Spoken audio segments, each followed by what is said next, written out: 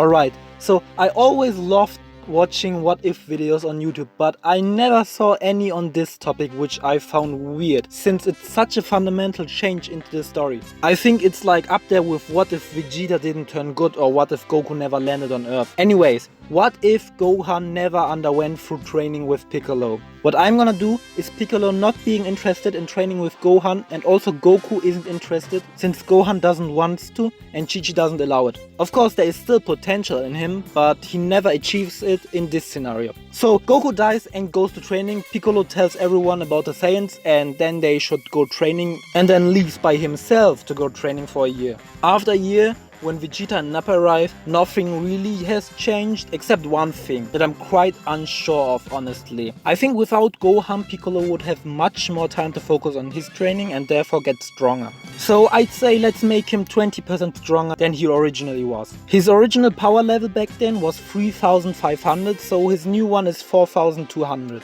Everything goes normally, Yamcha does Yamcha things and dies against the Cyberman. One minor difference here actually is that Piccolo doesn't get the kill on that Cyberman that attacked Gohan, as Gohan probably is at home studying, so that Cyberman probably also gets killed by Krillin. So congrats Krillin, you get one more Cyberman killed. Alright, then we start the fight with Nappa. Now, giving Piccolo that 20% boost actually wasn't something minor. Nappa's power level is 4000 and therefore Piccolo now is stronger than Nappa, and Piccolo also got the help of Krillin and Tien, both at roughly 1800. And they don't have the handicap of Gohan. That comes especially true when they attack Nappa while he was off guard. Piccolo punched him towards Krillin and Krillin punched him towards Gohan, who then was too afraid to punch him. Without Gohan there, Krillin would probably punch him back to Piccolo or use a move that means to finish him. I don't think that will be enough to kill him though, but let's say he gets more heavily damaged. In this panel you can see how Piccolo attacked Nappa with his special beam cannon and Krillin used his Kamehameha. Both rushed it, so let's say Piccolo gets a little bit more time to prepare his special beam cannon and they combine it with Krillin's Kamehameha. In the original manga they only got to destroy his armor way after, but in this scenario I think he is at least somewhat damaged and the armor is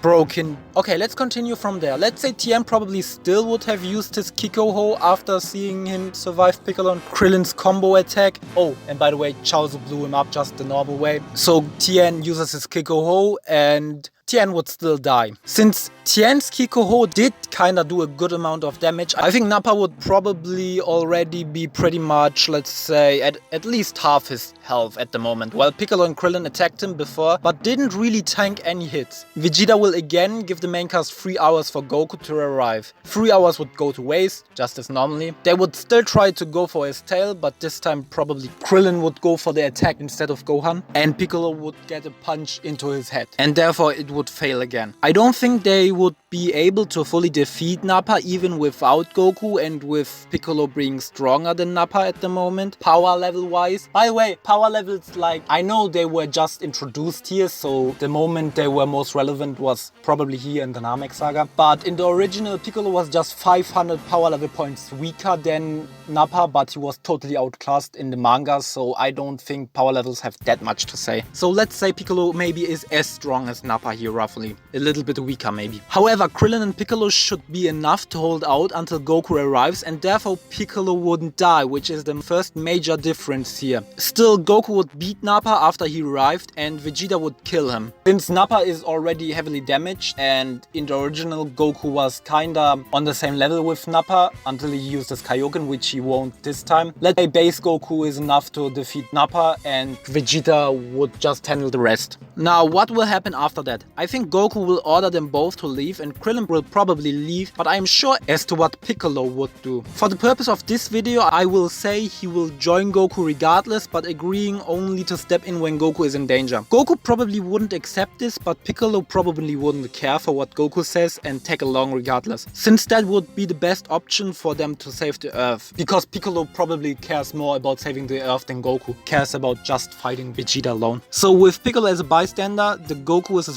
Vegeta fight would still happen. One minor difference though would be that there would be still a full moon, but honestly that wouldn't matter since Vegeta made one himself anyway. Without the artificial moon, Vegeta would spare a decent amount of energy though, and without creating one, and because there is no Gohan anyway, Krillin wouldn't return to the battlefield. But as I said, we have Piccolo in this scenario. Now, the greatest difference here would be that I think the first Genkidama would actually hit Vegeta. In the original, Goku got interrupted just before he could use the Genkidama, but in this case, let's say he asked Piccolo to distract Vegeta for a few seconds after he transformed. Since we need Piccolo to die to continue the story and the main cast to go on Namek, maybe in the next video, and the power difference between Ozaru, Vegeta and Piccolo is way too different in this scenario, let's have Piccolo to sacrifice his life for only sparing a few seconds for Goku. I know the way he died in the original is way cooler and more epic, but let's call it that in this version. He dies for sparing some seconds for Goku. However, this time Goku can use his Genkidama in time, and while Vegeta was busy with Piccolo, he got caught by surprise and now the Genkidama fully hits him. Now, Krillin isn't there to give the information about cutting off his tail, but I believe Goku should have been able to figure out how to reverse the transformation by all the information Vegeta gave him, and let's say after he sends him flying, he tells Yajirobe, who also was there regardless, to cut off his tail when he gets back down. Now, Vegeta is beaten, and we have the similar scenario with only Yajirobe being the one who holds the sword at Vegeta's throat instead of Krillin, and the fight is over, and Goku asks Yajirobe to spare him. Now, to continue the story into Namek, I just made Vegeta kill Piccolo so they have a reason to go to Namek, but there was a good chance that Piccolo really wouldn't survive, so I'm kinda more okay with this. This time I won't do